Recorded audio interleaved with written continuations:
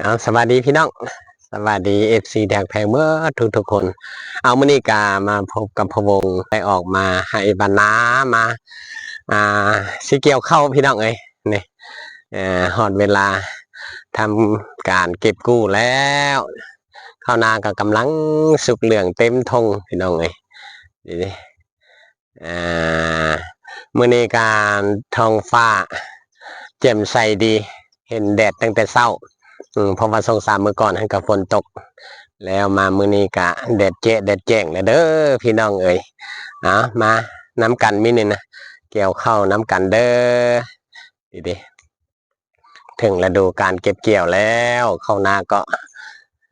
สุกเรื่องเต็มที่มาพี่น้องมาลงน้ำกันเด้อมื้อนี้ได้เก็บกู้ละมื้อนี้นะโอ้ยงามเด้อเนาะพี่น้องเนาะมาเด้อมาช่วยกันเด้อโอ้แม่ใส่แน่ลูกหลานหลายคนก็พากันเกี่ยวและอยู่ทางส้นหมทางกกพร้าวพุ่นไปเบิ่งน้ำกันช่วยกันเก็บเกี่ยวแม่ใส่เพิ่นก็กำลังคุ้นเคี่ยวเก็บเกี่ยวลงตั้งแต่เช้าพุ่นพี่น้องเอ้ยโคนไปก่อนหมู่ไปก่อนหมู่โอ้ยเกี่ยวไวเด้อแม่ใส่ดีเด้อพุ่นนะเกี่ยววับปั๊บห่างก็ได้ส่วนหนึ่งเกี่ยวตอนแรงเมื่อวานนี้ได้ทำนี้มือนี้ก็สืบต่อ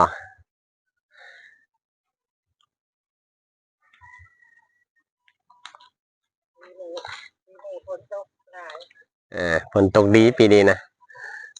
ใส่เข้างานก็ว่าเข้างาน ก็ยังถึกฝนอยู่เมื่อวานมือซืนแต่ว่ามื้อนี้นี่ก็แดดแล้วนี่นะห่วงนักอยู่ได้นี่เนาะห่วงนักอยู่ได้เป็นเม็ดเป็นหมากอยู่ได้นี่ได้เบิ่งมากมันพุ่นแหล้วบ้านพุ่นแหละปีหน้ายามแรกนี่พยายามให้ได้อันขี้แกบมาใส่เด้อติ๊กเด้อคันอันนั้นคิดว่าให้ได้รถหุ่นใดนึงกันนั่นน่ะมันใส่แถวตีนอันป่าหั่นหมอนมันยังขี้ไล่นะคันรถไทยหัน70,000แม่แปลวขายแบบอยากให้มันเคืองเลยมันแบบถ้าเฮาเอาขี้แกบลงได้แล้วมันบอลได้มีเอื้อดนะมันคือตายฮะมันที่อันบ่มีเลยอันตัวพุ่นน่ะมีแล้วเจ้าจะให้วางซ้ายวางขวาไปทำมันเหนียวได้เอาไปทั้งสองข้างเลยสันระบบมีบนวางแล้วนี่ฮะได้เรื่องได้ผู้บ่อนแจน่ะบ่ได้ฮอดจักเทื่อแกเบื้องนั่นหันคือว่าพุ่นเฮาก็บ่ถึงก็ถึงแบบน้อยๆ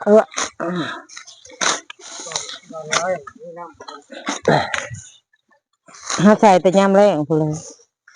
นี่เด็ดเกาะเทื่อ2เทื่อ3แล้วแม่ใส่เพิ่นดูอีหลีไว้อีหลีฮอดพุ่นแล้วแน่มาเด้อมาเกี่ยวข้าวซอยกันเด้อเป้าหมายก็คืออยู่กงไม้ใหญ่ๆพุ่นล่ะเพื่อให้หน้าใหญ่ได้พี่น้องเอ้ยเพื่อสิฮอดต้นไม้ใหญ่แถวแคมคันพุ่นเอาเบิ่งหมดมื้ออีกจักชั่วโมงยังสิฮอดหรือบ่6 โมงแรงพุ่นละมันไปเรื่อยๆอยู่มาได้แล้วเขาก็มาดอกอันนี้ก็คือนาพวงเกี่ยว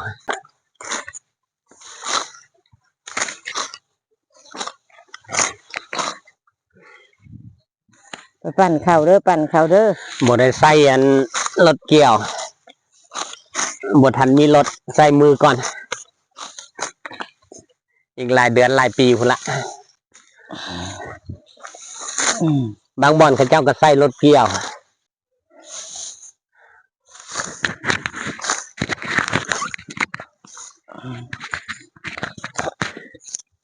มาช่วยกันพี่น้องแดดเริ่มออกแล้วน้ำงามเริ่มย่อยแล้วได้นี่เด้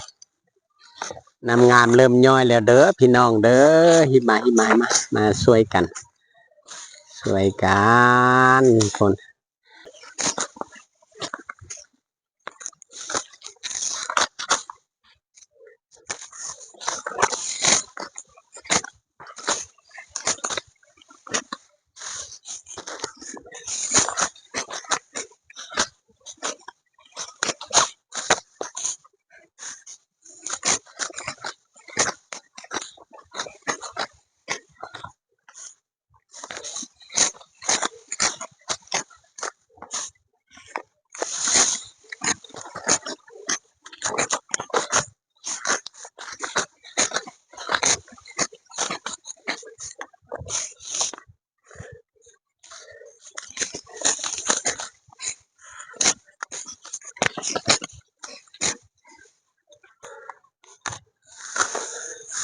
ว้าเจ็บแอวเจ็บแอวเจ็บแอวหลังสู่ฟ้าหน้าสู่ดินสาวให้ชาวนาสาวเกษตรกรบ่ต้องท้อถอยเฮ็ดอยู่ทำกิน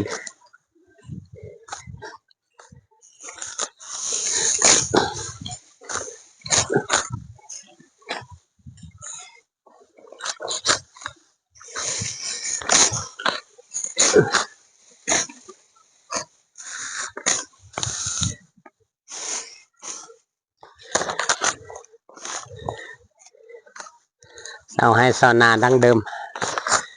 ที่ว่ายังใส่การเกี่ยวใส่คู่มือในการเกี่ยวอีกต่อไปนี้ก็เริ่มสีหายากกันได้ในการทำนาแบบนี้เพราะว่าเครื่องจักรมันเริ่มมาทดแทนแล้ว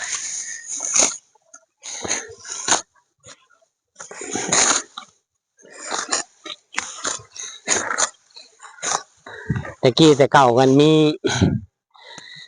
ไถนาด้วยควายนะขี่เกียนขี่หาบก้าหาบอย่างผ่านทงเลยเกี่ยวไปเกี่ยวมาฮอดเขาลมแล้วบาดนี่แถวนี้มันงามลายแถวนี้นะแต่ว่ามันมาจากนำไหลมาตะคอกงัวลงมานี่เป็นนำฝุ่นลงมาใส่เขาโอ้ยงามลายท่วมหัวบาดนี่เพิ่นก่อนลมเป็นระเบียบยังดีอยู่มันลมเป็นระเบียบแบบสินะเกี่ยวก็ถือว่าเกี่ยวง่ายเฮาเริ่มต้นจากบอนที่ลมทำอิฐมาเกี่ยวไปมันก็ได้มันบ่คือกันกับการเกี่ยวแบบสักสุ่มนี่จะยากหลายพ่นแม่ใส่เพิ่นก็ตามมาติด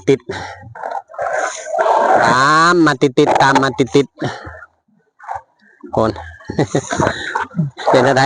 เมื่อไรบ่ยายแน่เป็นอะไรถ่ายให้เบียกบ่คือคนลำบุงสำหรับคลิปนี้ก็เอาไว้สำนี้ก่อนได้พี่น้องเด้อพบกันในมือต่อไปมือฝาดมือตีพุ่นละมือนี้ก็เอาสำนี้ขอบใจละลายเด้อ